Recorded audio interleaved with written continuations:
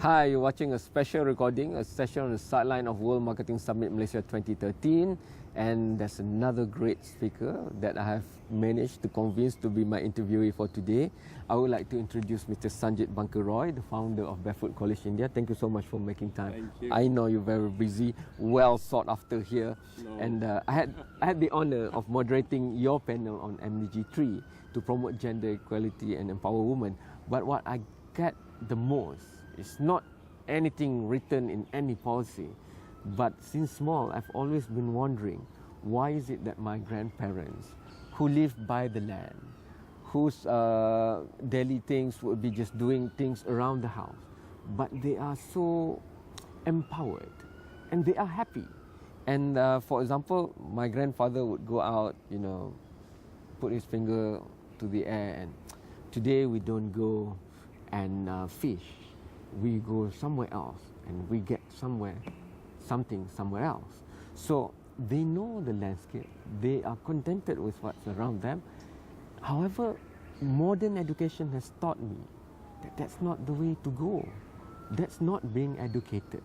But when I heard you in the beginning of your lecture, we must relook at these things. Illiteracy doesn't mean not being educated. A bone setter and a midwife is no less than a surgeon, for example. So if you can share with us, rethinking of this. We make a big mistake in penalizing people just because they can't read and write. Mm-hmm. Where is it written that just because you can't read and write, you can't become an engineer, you can't become an architect, you can't become a communicator? Mm-hmm. Where is it written? And I think you have to explode these myths by setting an example, by showing that it is possible, given the environment and the opportunity and the space for someone to grow themselves personally, to become anything. So we thought we would set an example by building the Barefoot College by a barefoot architect who still can't read and write. Okay. At $1.50 a square foot. Mm-hmm. We thought we would bring in the technology, skills and wisdom that actually belonged to the people and were owned by them. Bring it into the college and make it universal and bring it into mainstream. Okay. Bring it into mainstream has its own challenges. Yes. Because the first stupid question people ask is, what is your qualification? Mm-hmm. And we say that is not what you should ask. You should see the work they do on the spot. Okay. That really defines them and qualifies them. Mm-hmm. And all along in the last 40 years, we've been trying to show that this knowledge and skill, this is what Mahatma Gandhi said. Yeah. This knowledge and skills should first be respected and applied. And if that knowledge is missing or is deficient, then you bring some skills from outside. Mm-hmm. But don't devalue, don't undermine the knowledge and skills that have stood the test of time. Yes. Generations, thousands of years. How can you... So, we have learned so much and unlearned so much from just interacting with people who are very ordinary, who have never been through school and college. And the Barefoot College is a testimony of that.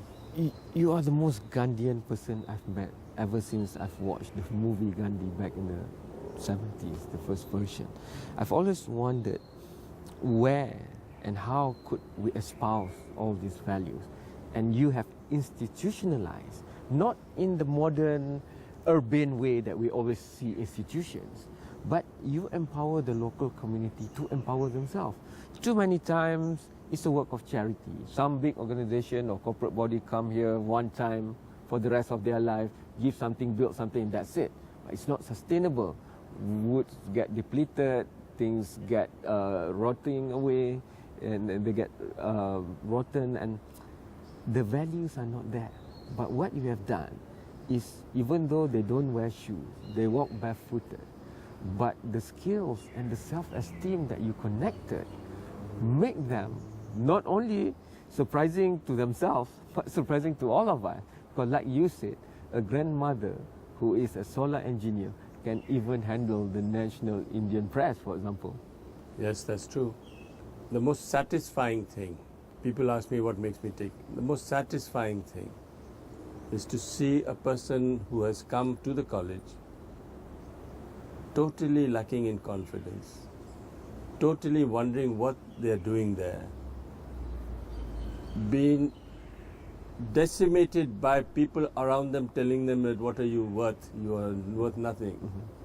And in 6 months, just by meeting other people, like-minded people like them, 40 grandmothers from 10 countries around the world, first time they have this global exposure, you see them blossoming tangibly in front of you, becoming respected, responsible, leadership qualities, and that is all that the Barefoot College is doing, giving them the opportunity and the pace. We're not in a hurry. We tell them, take your time. This is a very sophisticated, complicated thing that even urban people cannot understand. And the challenge in front of them is what really brings out the best in them.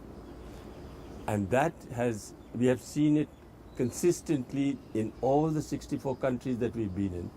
The grandmothers actually standing out, becoming leaders on their own right, and actually challenging the whole concept of what development is all about in their own country. Yes. We are saying that these women are the only solar engineers of the whole continent of Africa, because the men are missing, they don't go back to the village, they're only selling products but they don't repair and maintain them. They don't interact with the communities. So these are the only change agents and role models that you have. And that really makes them feel important. Yes. So I have to go for the first commercial break, but once we are back, it's not easy going against the current. It's not easy for you to disappoint your mother. You were sent to the best and most prestigious of colleges and education system, but you decided to give back. And I want to use you as a role model for the audience in Malaysia especially, that one person can make a difference and much at that difference, so big of an influence. And now started in India and it's more than 60 countries. We'll discuss that after this short break, just because maybe we need to reset our thinking to be able to contribute. That after this short break.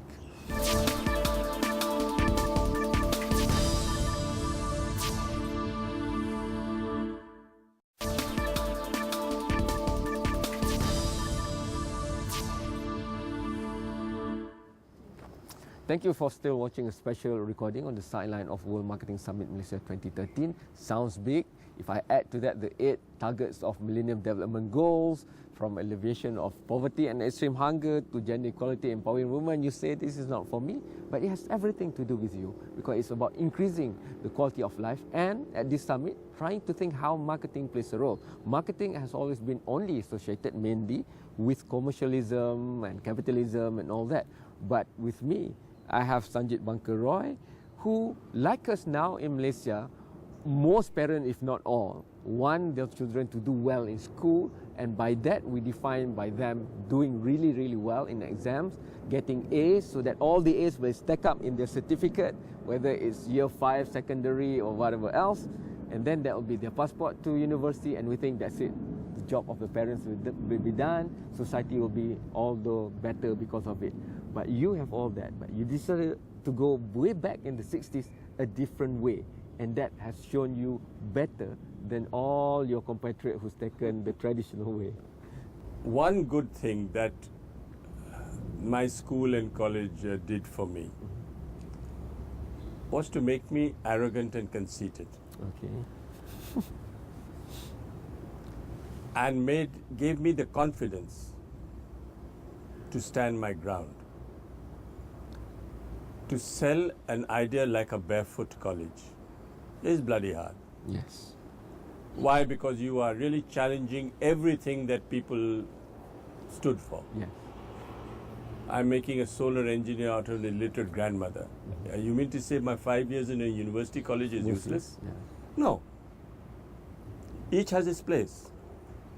You are being prepared for a job market which is structured and urban. Yes, you need that degree, you need that certificate.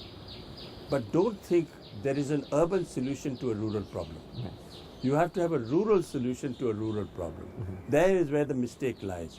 Just because you've been to Stanford and Oxford, don't think that you have the answers to rural poverty, because you have to live with them and work with them and unlearn through them before you really understand what the issues are, what the problems, the solutions are. Before the doctor, engineer, teacher came from institutional colleges with certificates, what did the villages do? What did communities do? They had their own solutions. They have been surviving. They have been surviving for thousands of years. I'll give you an example. Water. What do you do for drinking water? You ask any grandfather anywhere in the world, what did they do? They collected rainwater. Why did we stop collecting rainwater? Because the engineer turned up in the scene and started taking water out of the ground. Yeah. Now that is expensive. That is not the solution. And more water you're taking out of the ground, you're depleting the water sources in the earth. So why don't we go back to solutions that have stood the test of time, like collecting rainwater? So we've stopped drilling hand pumps. We've only started collecting rainwater. But you know, in some countries it is illegal to collect rainwater. Like in California, it's illegal. I can't understand how we have come to those solutions. So to us, the barefoot model that we are branding and we are actually marketing symbolizes 3 or 4 very basic things. Okay. It is decentralized and demystified. That is the brand. That is the model that we are trying to brand. It is decentralized and demystified and decertified. It is bottom up. It is empowering women so that women are now the symbol and the models of change. For 60 years, the men have had their day. Look what a mess they've made out of it. Now it's time for the women to take over and give them the very skills that the men had, and show that you can make a difference, because they have the communication skills, they have the respect of the community, and they command so much attention in the village as a change agent. Now they are the ones who actually train other women. If you train a man, he'll never train another person. But it's the women who actually train other women. So wherever we've gone 6 months later after, and we've said, how you manage? He said, I train another woman who can take my place. So this way of transferring knowledge and skills is a woman's skill. It's something that is imbibed in women much more than men. And we've understood that from the very beginning. This has made a world of difference as far as changing traditional relationships in traditional communities are concerned.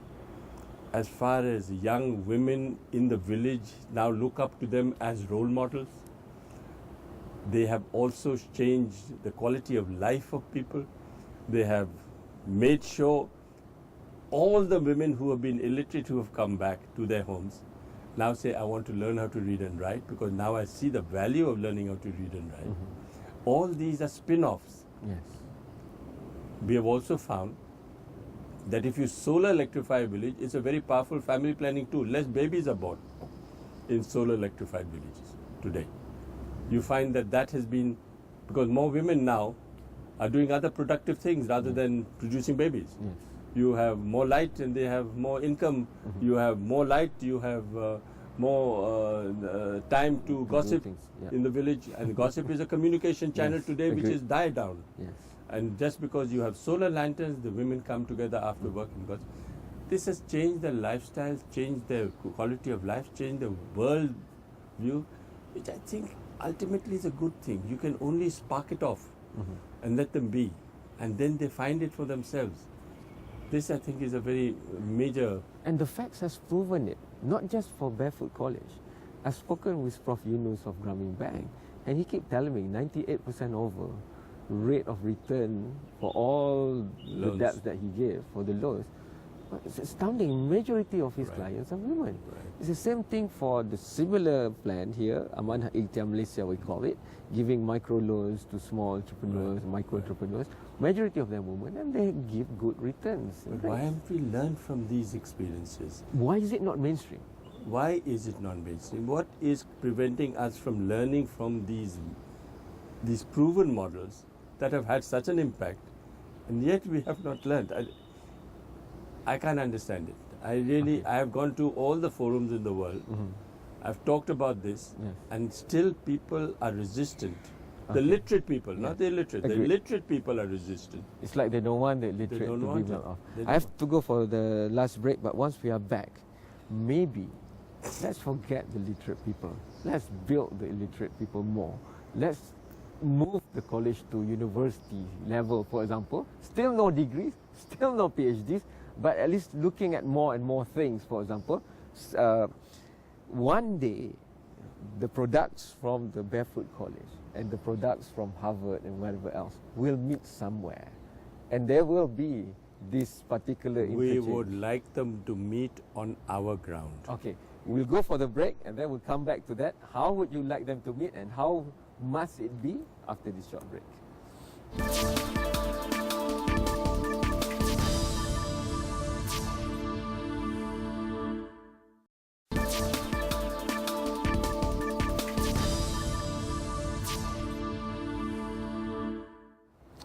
Thank you for still watching this special recording sideline of World Marketing Summit Malaysia 2013.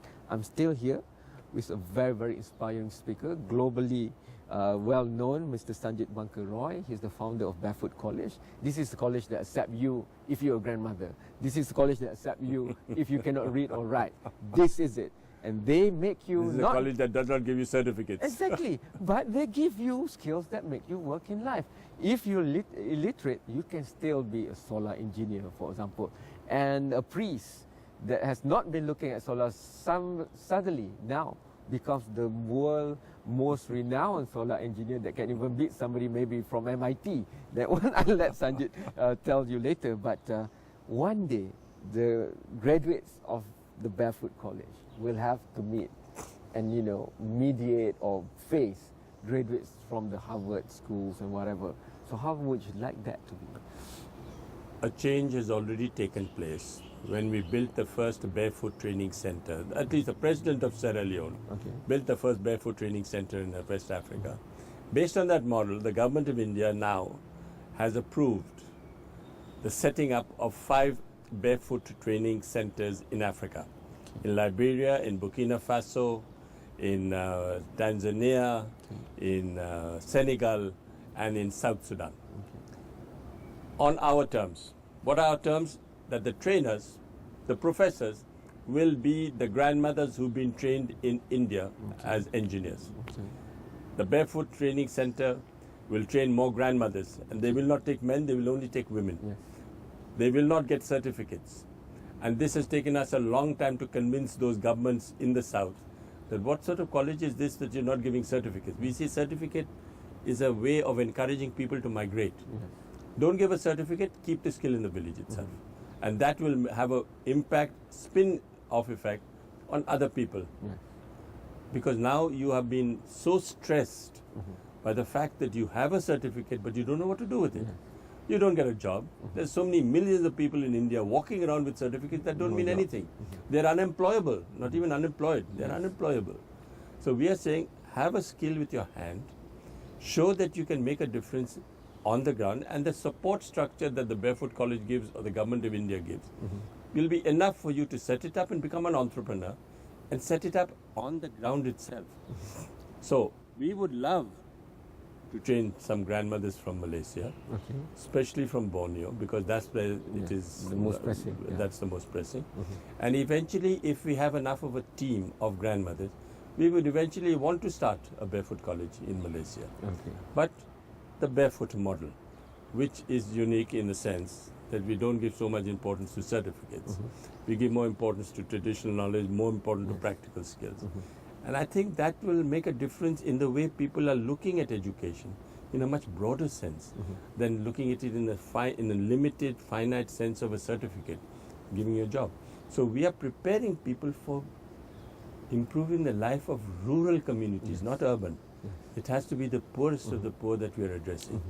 And that's what I think will make a difference. When can we start in Malaysia? Because as it is, nearly 70%, about 65 to 68% are already in the urban centres. It didn't used to be like that. People migrate to urban centres because they want job and better But do you know what's livelihood. happening in Africa? The moment we solar electrify the village, there is reverse migration taking place. People are actually going back from the slums of cities back to the village because for the first time the quality of life has improved just by lighting alone. So there's no reason why we cannot reverse migration in Malaysia. If we can improve the quality of life of very poor communities, give them that, then I think it's possible. So we are targeting to bring the first grandmothers from Malaysia in March 2014. Okay. So we would like to do that through respected NGOs. Some have come up to us in the marketing summit. And I think we will move forward very fast on this. I'm thanking you in advance on behalf of the people of Malaysia, because they might not be able to do that themselves. Because I have scrutinized, analyzed this. I've watched tons of videos on Barefoot College and read the literature online. I have not seen a better initiative as far as helping the rural communities empower themselves. We'll need your support. We will support you, I promise you that. But before we end, I would have to go to the aspect that, again, why is this so good, so beneficial, so proven, still being looked at as alternative? Why can't governments of the world look at their rural policy and adopt this? I think it's because they feel threatened. Threatened? But they are the literate ones, living in the urban areas. They are the ones feeling threatened. I feel that. I feel they feel threatened because this model has worked so well that we are actually exploding so many myths today about literacy, about certification, about migration. This is a win-win situation. The Barefoot model is looking at addressing all these issues. And I think they feel threatened that this model is so simple. Why didn't they think of this before? You didn't have to go to school and college to think of a commonsensical model like this. That's inexpensive, down-to-earth, grounded, community-based. What more could you want? I think they feel threatened.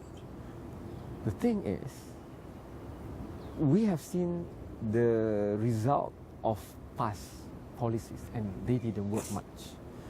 They help increase somewhere, but they decrease somewhere else, for example. And we are paying a lot. We are developing nations. Some are poor countries. But we pay a lot to the foreign consultants, which increase our costs. We borrow from these so-called consultants and international agencies. But you don't need them. Through Barefoot College, make the World Bank report just into puppets that contributed probably more than what's contained in the content of the report. When the World Bank president came in 1978 to the Barefoot College, McNamara, he asked a simple question to a person. He said, "What do you look forward in life?" And the farmer, who's very poor, said, "I only want 2 square meals a day." And he was shocked. He said, "We cannot even ensure 2 square meals a day to people. What are we here for?" So it was a very humbling experience for the World Bank president who came. He slept on the floor, he worked with us, and he was a great president. But we've never gone back to the World Bank for money because they send consultants, they send people who are foreigners, they're expensive. We don't need them. Who make reports, not even based on That's right. So we don't encourage them, we don't allow them to come. Because what have they got that we don't have already? What have they got? Money? But they don't have the brains. I tell you what you have, and this is the point I'm going to end this discussion with. Here in this country, we're big on rural, and we're still defining the moment, but we're also big on politics. More and more rivalry in politics are becoming high. But you have a 12-year-old president. Please end this discussion with that brief story to elucidate how important Barefoot College is. We run 150 schools at night for 7,000 children between ages 6 and 14. And we believe that the children should monitor, administer and supervise their own schools. So every 3 years we have an election where we elect a cabinet, all ages between 6 and 14, and the cabinet elects a prime minister. Because these girls, there are more girls than boys who come to these night schools. Every prime minister has been a girl. The present prime minister is 12 years old.